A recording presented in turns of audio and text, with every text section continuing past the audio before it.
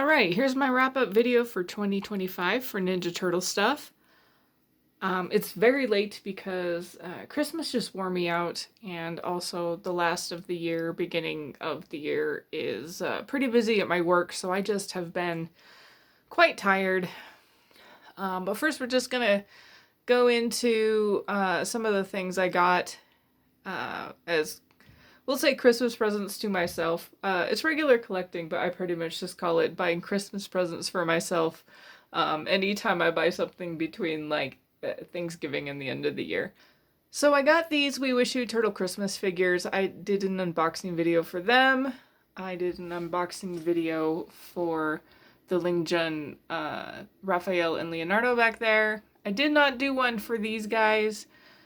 I think I found them a little bit after Christmas at Target. They really took their time getting these out. If I was in charge of Playmates, I would have had these out well before Christmas. They've kind of been a little scarce. If they show up on the shelf, they're gone. Like, they were there and then now they're not there. And weirdly enough, every time I found them on the shelf, I'd find these three, and then Michelangelo would not be there. How did I get my Michelangelo?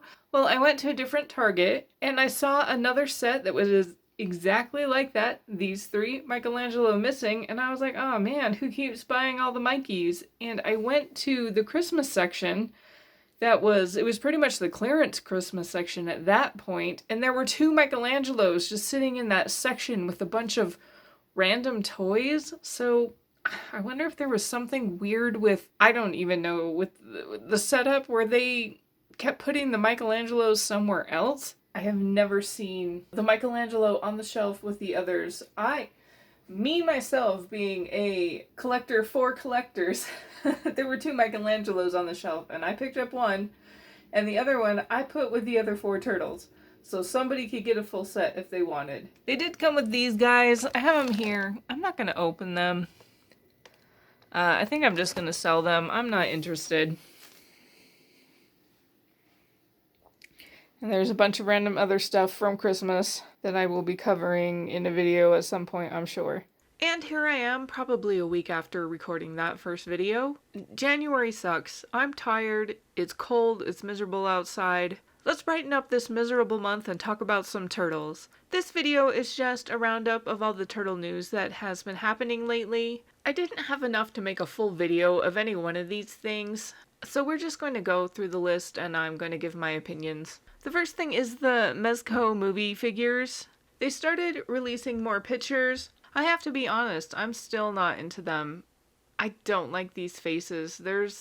They're almost there, but there's something just so weirdly uncanny about them. The Michelangelo face, I think, is the worst one, but they are kind of terrible. The arms, the upper arm, where the shoulder kind of connects into the upper arm, why does it look so thin? Look how thin their arms are. I'm not a fan of that either. I'm not a fan of the hip joints.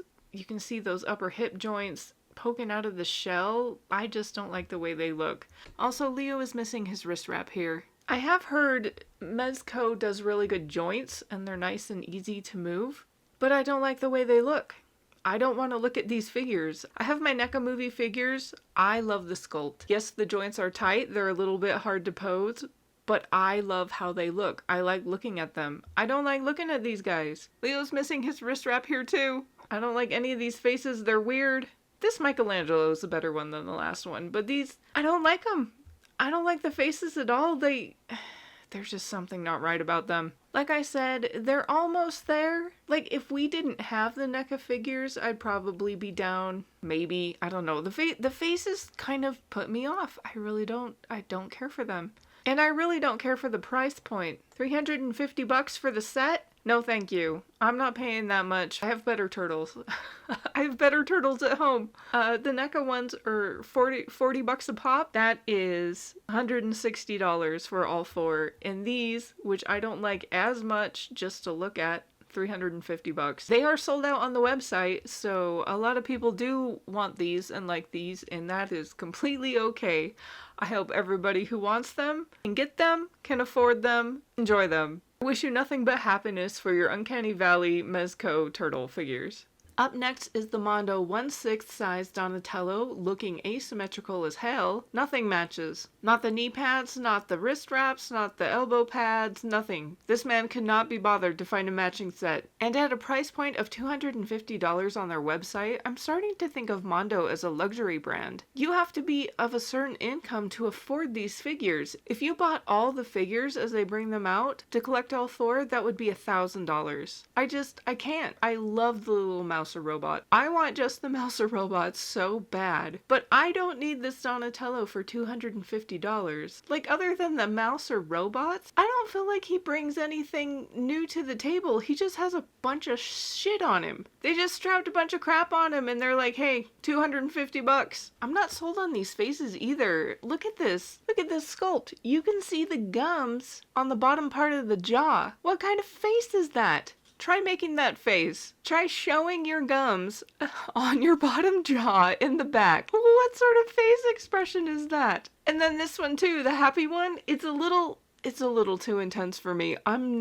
You guys know I'm a big face person. Like, I have to really like the face of the figure, or either I have to accept that it's campy and goofy, or it has to be good. And for $250, the face has to be good, and I don't like either of these faces. The very basic one, just the serious kind of non-expression face, this is a good face. I think the eyes are beautiful. I love this face, both with the pupils and without. This one would be probably, if I had him, he would probably you know what? I think I'd put him in the weird happy face. I think I'd keep him in that weird happy face and make him do dumb shit.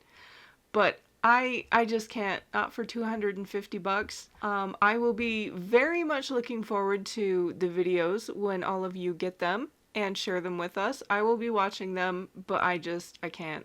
I can't get him. Sorry, can't do it. More for you. Enjoy. Up next, Playmates is losing their TMNT license. A lot of you have had some big feelings about that, and I think your feelings are valid. For the OG Turtle fans, many of you have had these toys as children. You may still have them, or as you began to collect, you sought to get them back. They were a part of your childhood, and you're allowed to have feelings about that. I personally don't have an opinion on this. Though I've been a Turtles fan since I was a little kid when the first cartoon aired, I've only been a collector for the past few years. The Playline figures don't interest me very much. I'm more into the collector grade, though I have enjoyed some of the reissues they've put out. Some of the vehicles. I got the reissued Slash, and I had been wanting him. I'm so happy to have him. However, I'm very curious as to what Playmates is going to do with the time they have left. According to this AI-generated article, Playmates has the Turtles until the end of 2026, and they can continue to sell inventory until March of 2027.